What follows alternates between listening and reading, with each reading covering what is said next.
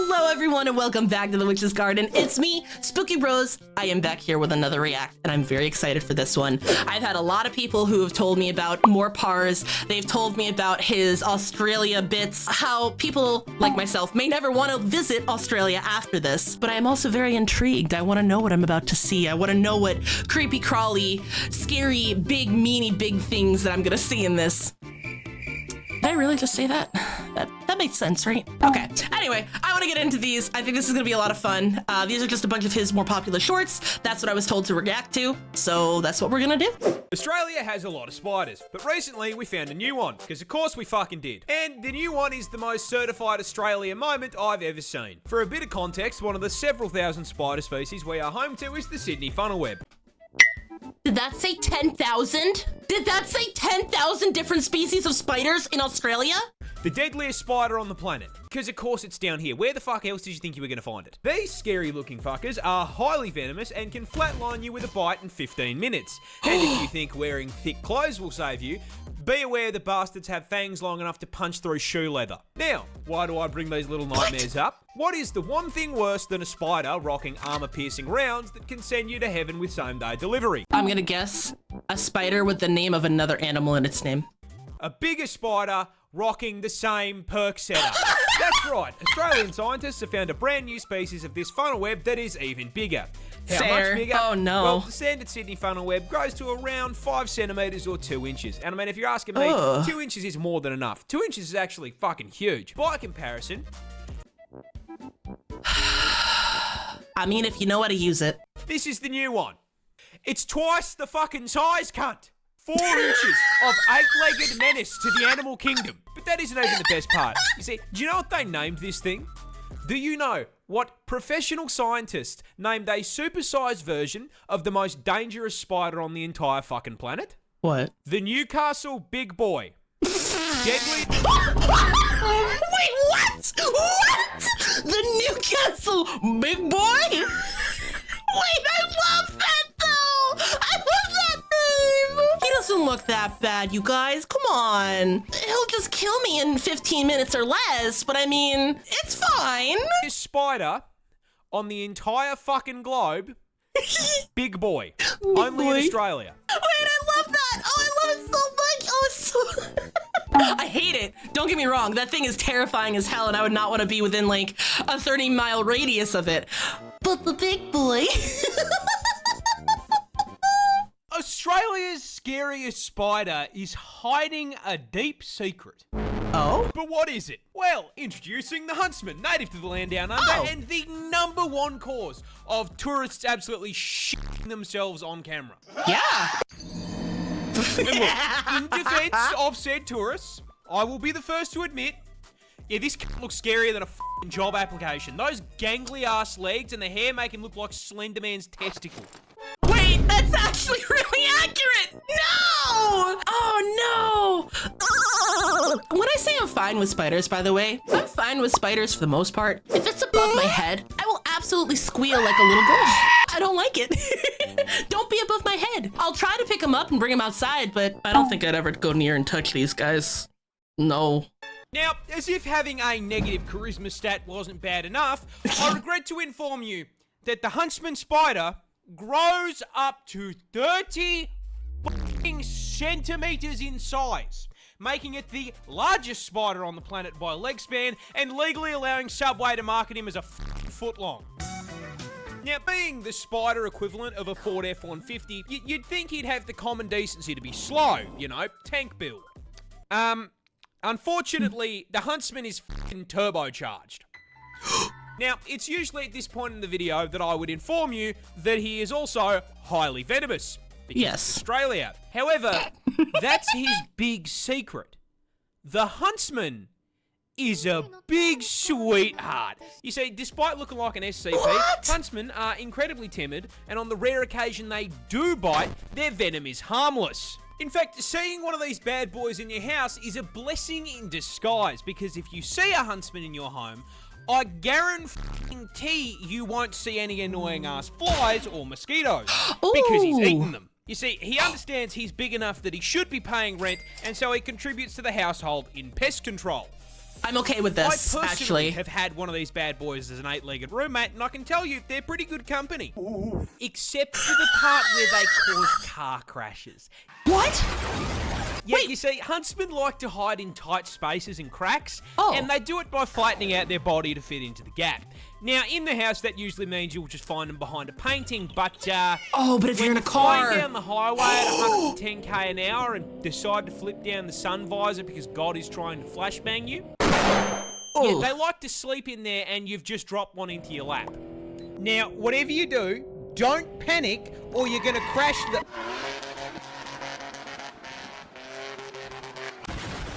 I wouldn't want that thing in my lap. I'm sorry. It's super cute. I don't want that in my lap. This wasp is basically a xenomorph. Introducing the tarantula hawk wasp. No, I know about this! I know about these! Oh, these are nasty jerks! No. The most nightmare-inducing insects on the planet. And the reason it's such a threat to your mental health is because its hunting and reproduction strategy is ripped straight from Ellen Ripley's autobiography. But before we get to the strats, you're gonna have to learn a little bit about it first. Native to Australia, because of course it fucking is, this fucker is the largest wasp on the planet, coming in at a massive 2.5 inches. Which, I mean, boys, we would all agree, well above average, right? Huge. And this is probably the most effective I love the dick jokes. I'm sorry. I enjoy them so much. 2 inches has ever been because it has the second most painful sting of any insect on the planet, coming in just barely behind the bullet ant. Pack and a half-inch stinger with a potent venom that has been described as blinding, debilitating, and electric. Now, the size and poison aren't just for nothing, because as the name tarantula hawk wasp suggests, they are purpose-built, genetically perfect killing machines designed specifically to violate spiders, making Australia basically an all-you-can-eat buffet for them. But they don't just execute the spiders. No, that'd be too normal. Hawk wasps use spiders to reproduce in one of the most horrific ways possible. And that all starts with a female hawk wasp hunting down a tarantula. As the buff bulking spider takes a wrong turn down a dark alley, the hawk wasp, noticing the 8 sets of TNs on his feet, proceeds to fucking jump him. Flying down from above to land a sting into the spider's abdomen, instantly and permanently paralyzing it. The Bug Harbour butcher then proceeds to drag the still completely conscious and aware spider into an isolated kill room, which is where the fucked up part really begins. Because it wasn't already fucked up enough. Oh, just imagine being conscious and feeling every single thing, but not able to do a thing about it. That's terrifying to me. wasp isn't hungry, it's pregnant, and proceeds to lay its egg on the paralyzed spider's abdomen. After about 3 to 4 days, that egg hatches into a larvae. A very hungry larva. Fortunately, there's a whole bunch of fresh fruit right here underneath them. That food being the still paralyzed, still very conscious and aware spider. The larvae burrows into the spider's abdomen and gets to work converting it into a KFC family bucket, consuming it from the inside out, purposely avoiding vital organs to keep the food nice and fresh. After it's done consuming a living being, the larvae breaks forth from the demolished corpse like a fucking chestburster and fucks off to continue the generational arachnid violation. Anywho, good luck getting any sleep tonight. Yeah, I'm not sleeping, don't worry. This seal is such a menace that he routinely gets the cops called on him. What? Introducing our protagonist, Neil the Seal, a 600 kilo absolute unit of a southern elephant seal from my home state of Tasmania in the land down under, who is known for, above all else, being an absolute fucking menace to polite society. But despite his crimes, we all still truly love him. But what are his crimes? Well, see, he seems to just fucking hate traffic cones and road safety in general. Has regularly been caught trespassing, and then once he has been caught trespassing, belligerently screaming at locals because they won't give him his fucking...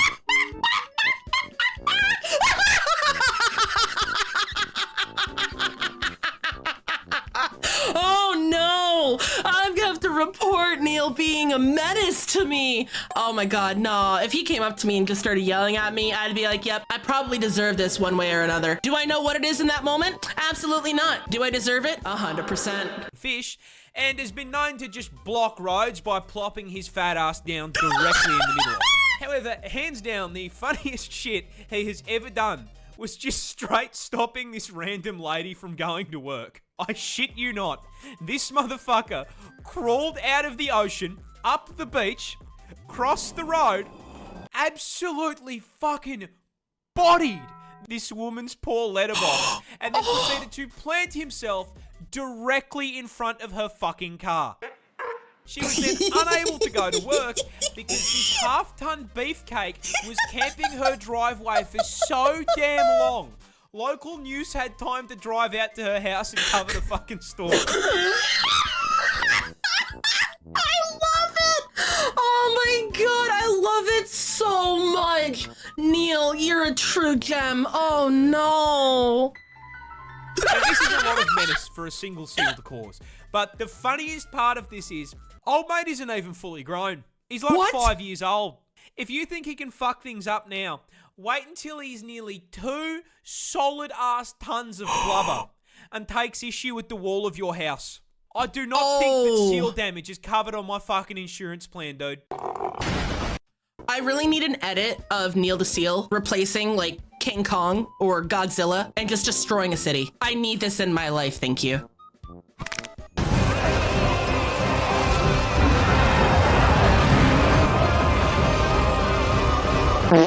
This bird has to rearrange its organs and skeleton just to lay an egg.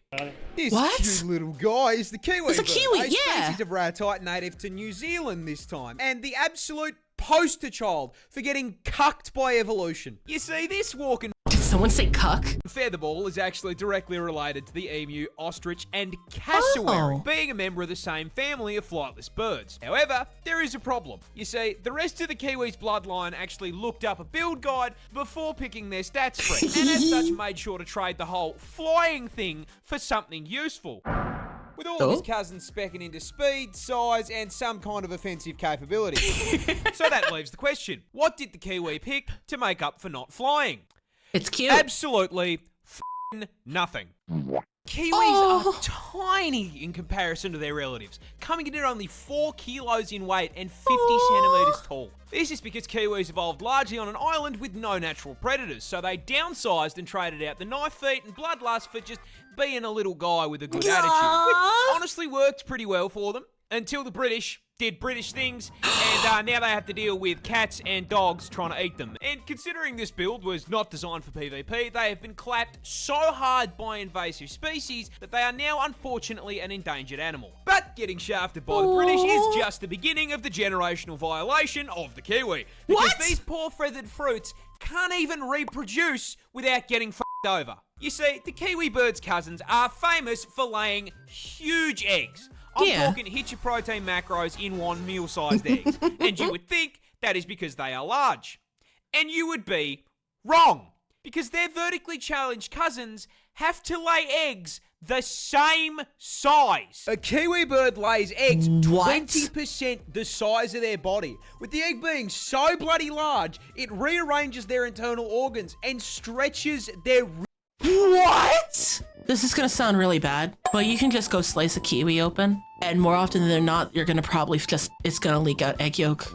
rib cage just to be able to hold the thing. For reference, that is like a human giving birth to a 15-kilo child. Oh, God. That's not a bun in the oven anymore. That's a whole f***ing bakery. This bird has... It's so true. Aussie farmers thought they were being attacked by aliens. But what was actually causing it is so much funnier. This is a wallaby, the kangaroo's vertically challenged little cousin. Oh. Now, to get a little more specific, this is a Bennett's wallaby, native to my home state of Tasmania. And that location is very important to the story. Tassie is home to a lot of things. Beautiful views, a seal with a felony record, and the nut. However, one thing they tend to leave off the tourism brochures is drugs. Tasmania is the world's largest exporter of legal opium, the main ingredient in opioid painkillers like morphine, with this one tiny island producing 50% of global supply. Now, opium comes from poppy milk, and to get poppy milk, you need to milk poppies. Yeah. And to produce that 50% of global supply, Tasmanian farmers grow huge fields of these things across the north of the state. However, because throwing these flowers into a crafting table gives you f***ing narcotics, these fields are legally required to be under extremely tight security. Which is why these same poppy farmers became extremely confused when f***ing crop circles showed up in the plant equivalent of a f***ing Town Hall 9 Clash of Clans base. They were understandably absolutely f***ing bewildered by this, and some people even thought it was aliens. So to figure out whether or not it was a Halo elite drawing this shit, they set up some cameras. And what they saw was this little shit breaking into the field, eating the milk-filled buds, getting absolutely eyed, and then hopping in circles until he passed the fuck out. They thought the f***ing Covenant were invading, and it was a drink-driving wallaby.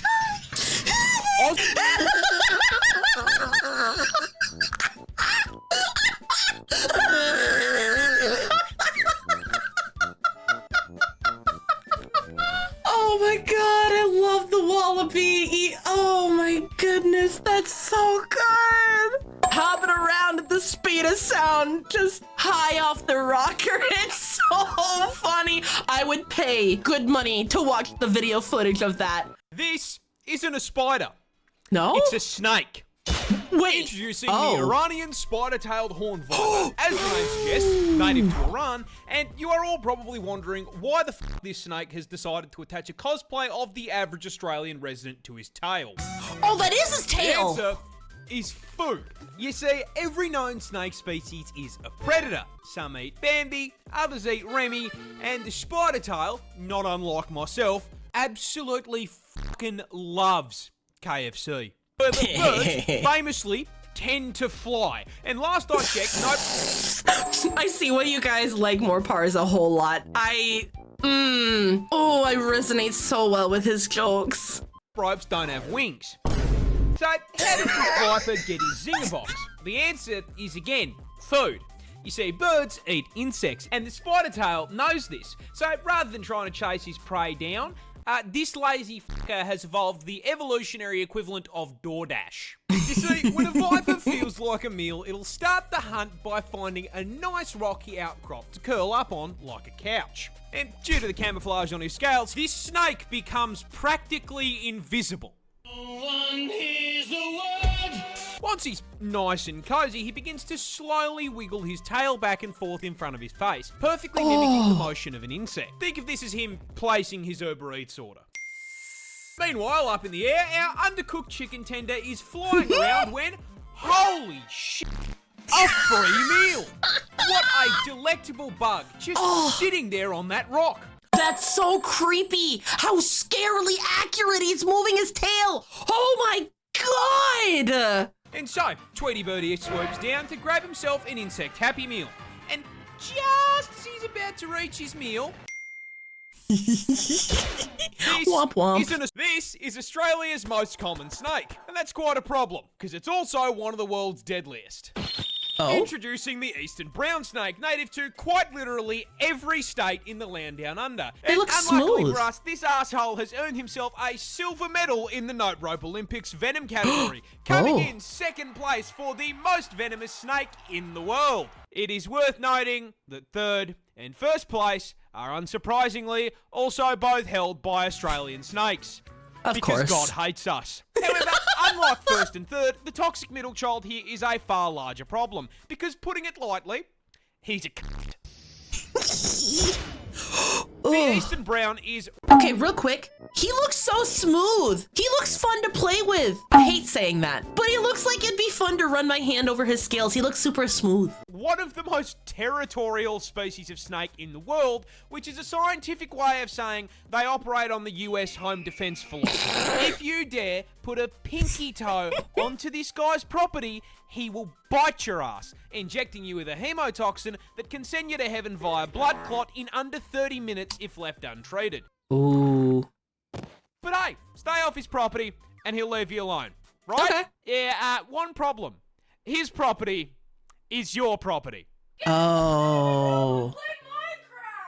That's right, the Eastern Brown doesn't live out in the middle of nowhere like his slightly more deadly cousin. This fucker is so at home in the suburbs, he drives a f***ing Prius. You can find this burnt piece of spaghetti literally anywhere. Go to put your shoes on, he's turned them into a 2-bedroom home. His Hop in shoes. the car to go to work. Yeah, unfortunately, that's his car now. Oof. Get to work on the job site. What do you know? He f***ing works here too. Try to take a shower after a long day at work. F*** off. He's moisturising.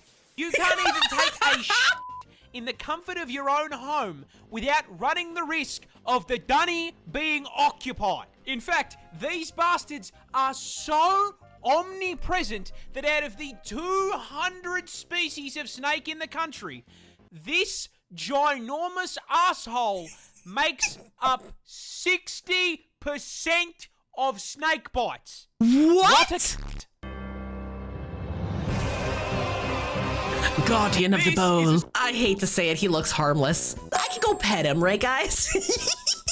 Touching this plant will put you in the hospital. I'm dying. This is the gympie-gympie plant, a piece of foliage native to the land. I'm sorry.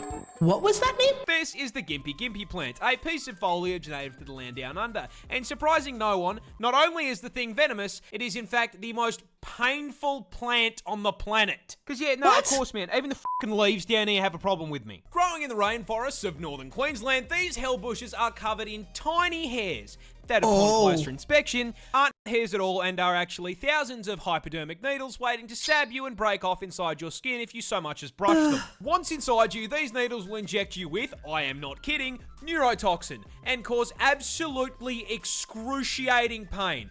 Oh. I mean, like comedic levels of pain. With one person describing it as being covered in hot acid and electrocuted, and another woman saying that it was straight up more painful than childbirth and she'd given birth 4 times. And the fucked up part is, the neurotoxin isn't even lethal. So this spiteful What? of a plant is hurting you purely for the love of the game. Mind you, there are reports of people saying getting stung by this thing is actually worse than being put in the ground. This is because Groot's little hellspawn cousin here can continue hurting you for literal years after being stung. This is because those thousands of little hypodermic needles are actually stay made there. out of silicon, meaning your body can't break them down. And with how thin they are, your skin will usually close up over the top of them, meaning that these neurotoxin-emitting slivers can sit inside your skin for literal years, releasing more neurotoxin any time that they're moved or disturbed. This constant, chronic, agonizing pain is so unbelievably bad that there have even been records of, trying not to get banned here, people Alt F4ing existence to make it stop. This particular incident came from a man who accidentally used one of the plant leaves as toilet paper. I don't think it gets much worse than neurotoxin to the nuts. A gorilla can't beat 100 men in a fight. He gets jumped. Oh. Jojo, let's go! Which animal does win? And the answer, stepping into the ring at 5 meters long and weighing in at a genuinely frightening 4,500 kilos, I present to you the hippopotamus. It looks like Mudang. Yeah, look, a hippo causing a 100-long line at the gates of heaven after a fight is honestly pretty plausible. You see, despite the fantastic PR work Mudang has done for the hippopotamus What is community, Mudang? doesn't change. Cheating doggy! Yes! I didn't realize it actually was Mudang. I just saw it and I'm like, oh, it looks like Mudang. Is the fact that Moto here is a sentient Ford F-150, the temperament of a fucking serial killer who can win this fight for one very specific reason. You can't fucking hurt it. No? You say the hippopotamus is possibly the tankiest land animal on the fucking planet, packing an unbelievably thick 2-inch hide. Now look, we all know 2 inches is a lot, especially in the streets, but in the streets of the African savannah, this makes them practically... Oh? Don't believe me? Here is a hippopotamus walking away from 10 lions trying to convert it into a family meal. Notice how the hippopotamus does not give a single... Doesn't care. If Mufasa and his extended family can't hurt it, neither can you. However, don't let the fact that it's walking away fool you here. The hippopotamus is not a peaceful animal. They are, in fact, violent, psychopathic, 4.5-ton thundercats that can and will bite you in half. A hippo's jaw produces 2,000 psi of pure crushing force. So if he catches your ass, you are the watermelon. And as if the hydraulic press wasn't bad enough, don't forget they've got 2 20-inch fangs in that mouth that'll put a hole in you big enough to stick your f***ing arm through. But honestly, the bite doesn't even f***ing matter. It weighs 4.5 tons and can run at 30k an hour. That thing can run? Getting hit by a charging hippo is like getting hit by a f***ing bus. There is no way we are winning a fight against something that could probably take out 10 people just by rolling over. In summary, don't f*** with the hungry hippo. Wait, I knew that it could bite down really hard. I didn't know how hard, but I knew it could bite down real hard. I knew that it was massive. It can just crush you with the weight of its body. It can run? Oh, what's next? This spider can remove your limbs. But how? Introducing the brown recluse, native to the United States of America, and a prime example of don't judge a book by its cover. Because despite only coming in at a huge 2 centimeters in length and rocking the spider equivalent of default character customization, this little f***er is a level 500 rot build that gives Melania a run for her money. You see, a bite from a recluse starts in the most American way possible, with you accidentally stepping foot onto his private property, causing him to exercise his Second Amendment rights. Yeah. But considering a spider can't really hold a gun, he's gonna settle on biting your ass. Now, that initial bite's pretty painless. You smack him away, all's well. There is just one small problem. Yeah. Congratulations, you are now the proud owner of necrotic venom coursing through your veins, which at first does nothing. You walk back to your house, the bite starts to sting a little more. You feel sick. The wound swells, and the blood vessels around the bite burst, turning it a deep red. Yeah. Over the next few days, that colour shifts from red to purple to black, as the venom literally destroys and kills the surrounding tissue in a process called necrosis. Yeah. This causes the skin to literally rot and fall off of your body. And if you don't catch it in time, that rot's gonna spread. If you're lucky, it'll only make you violently ill and leave permanent scarring. Only? If you're unlucky, it just keeps spreading, and the venom starts to destroy your blood cells and shut your organs down. Now, there's kind of only one solution to that, but you weren't using that arm anyway, right? Yeah, no, right? I've experienced, not the bite of a brown recluse, but I've been around them before. They suck, and I don't like them at all. No, thank you. Wombats defend themselves by throwing it back. But to understand how the fuck they actually do it, you're gonna need to learn a little bit about them first. You see, Australia is home to 3 species of these bad boys, all of them equally adorable, and very importantly, all being burrowers, meaning they dig out a nice little hole for themselves and the family to live in, because, like the rest of us, they can't afford a fucking house in this economy, man. Who can? They go to around 1.3 meters in length, but despite being small, they are built like fucking tanks, weighing in at a chunky ass 35 kilos, but despite their weight, I shit you not, they have a top speed of 40k an hour. Now, the fact that they can nearly get booked in a school zone, coupled with them being a tank-class marsupial, forms the start of their defense strategy. So you see, a fun fact about wombat anatomy is they spect all their defense points into their ass. Rather than having fat and muscle, a wombat's cheeks are made out of 4 thick plates of fused cartilage, making it extremely solid. And this Kevlar BBL allows for the fucking funniest defense mechanism I have ever seen on an animal. Basically, if a predator tracks down Mr. Wombat to his burrow, it'll stick its head in and start trying to dig him out. In response, the wombat will line his ass up with the tunnel door, chuck the gear shifter into reverse, and fucking floor it backwards up the tunnel into his aggressor, slamming his ass into its head. The impact then squashes the predator between his steel cheeks and the roof of the burrow, straight up crushing its skull like a Mortal Kombat fatality. Chad, I just want to ask, if that were my defense mechanism...